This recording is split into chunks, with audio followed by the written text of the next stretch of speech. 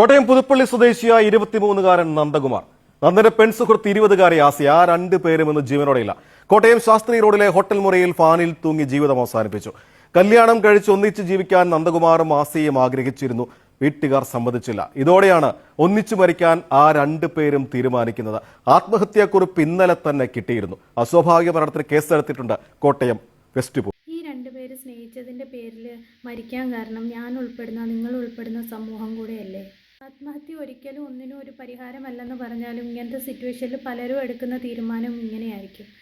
ഞാൻ ഉൾപ്പെടുന്ന ഈ സമൂഹത്തിൽ ഞാൻ ഇതേപോലത്തെ ഒരു ഇൻ്റർ റിലീജിയൻ മാരേജ് ചെയ്ത ഒരാളായതുകൊണ്ട് എങ്ങനെയൊക്കെ ആയിരിക്കും ഇത് നമ്മളെ ബാധിക്കാൻ പോകുന്നത് എന്ന് ചിന്തിച്ച അല്ലെങ്കിൽ അത് അനുഭവിച്ച ഒരാളാണ് ഞാൻ.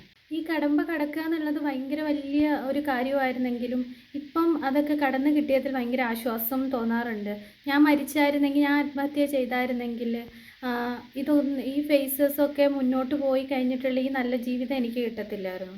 ജീവിക്കാനുള്ള സാഹചര്യം ഒരുക്കി കൊടുത്തായിരുന്നെങ്കിൽ അവരെന്നും ജീവനോടെ കാണാൻ അവരെ പാരൻസിന് പറ്റുമായിരുന്നു. ഇപ്പം അവരെന്ത് നേടിക്കാണും, എന്ത് അഭിമാനമായിരിക്കും അവർക്കുണ്ടായി കാണുക, അല്ലെങ്കിൽ എന്ത് സന്തോഷമാണ് അവർക്കുണ്ടായി കാണുക. ജീവിതകാലം മുഴുവൻ എൻ്റെ കാരണം കൊണ്ട്, എൻ്റെ കയ്യിലിരിപ്പ് കൊണ്ട് എൻ്റെ മകൾ മരിച്ചു അല്ലെങ്കിൽ എൻ്റെ മകൻ മരിച്ചു എന്ന് ചിന്തിച്ചുകൊണ്ട് ജീവിക്കേണ്ട എന്ത് നരക ജീവിതമായിരിക്കും അല്ലേ ആ പാരൻസിൻ്റെത്. എന്തുകൊണ്ട് വേറെ മതത്തിലായാലും അവൾ സന്തോഷമായിട്ട് ജീവിക്കണമെന്ന് ആഗ്രഹിച്ചുകൂടാ? അല്ലെങ്കിൽ എന്ത് സന്തോഷമായാലും എൻ്റെ മകൻ കൊണ്ടുവരുന്ന പെങ്കൊച്ച് നന്നായിരിക്കണം, അല്ലെങ്കിൽ അവൻ സന്തോഷമായി ജീവിക്കണമെന്ന് എന്തുകൊണ്ട് അവരെ ആഗ്രഹിച്ച് കാണത്തില്ല? അങ്ങനെ ഒരു സിറ്റുവേഷൻ ക്രിയേറ്റ് ചെയ്തായിരുന്നെങ്കിൽ, അല്ലെങ്കിൽ നല്ലത് മാത്രം ചിന്തിച്ചായിരുന്നെങ്കിൽ ഇന്ന് ആ രണ്ടുപേരും കൂടെ ജീവനോടെ ഉണ്ടായിരുന്നേനെ.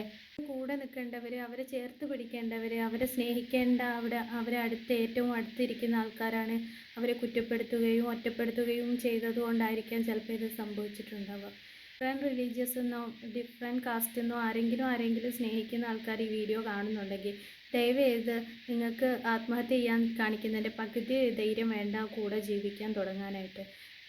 തള്ളിപ്പറഞ്ഞവരും കുറ്റപ്പെടുത്തിയവരും ഒക്കെ നാളെ നിങ്ങളെ കൂടെ വരും, നിങ്ങളെ സ്നേഹിക്കും, നിങ്ങളെ വിളിക്കും, നിങ്ങളോട് സ്നേഹമായിട്ട് പെരുമാറും. അത് എൻ്റെ അനുഭവത്തിൽ നിന്ന് ഞാൻ പഠിച്ച കാര്യമാണ്.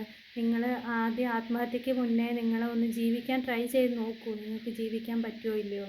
എന്നിട്ട് ഒട്ടും പറ്റുന്നില്ലെങ്കിൽ നിങ്ങൾക്ക് ആത്മഹത്യ തന്നെ നിർവാഹമുള്ളൂ എന്ന് നിങ്ങൾക്ക് ഒരിക്കലും തോന്നത്തില്ല. കാരണം ജീവിക്കാൻ തുടങ്ങിക്കഴിഞ്ഞാൽ അതിനെക്കാട്ടിയും ഭയങ്കര രസമുള്ള കാര്യമൊന്നും വേറെ ഇല്ല.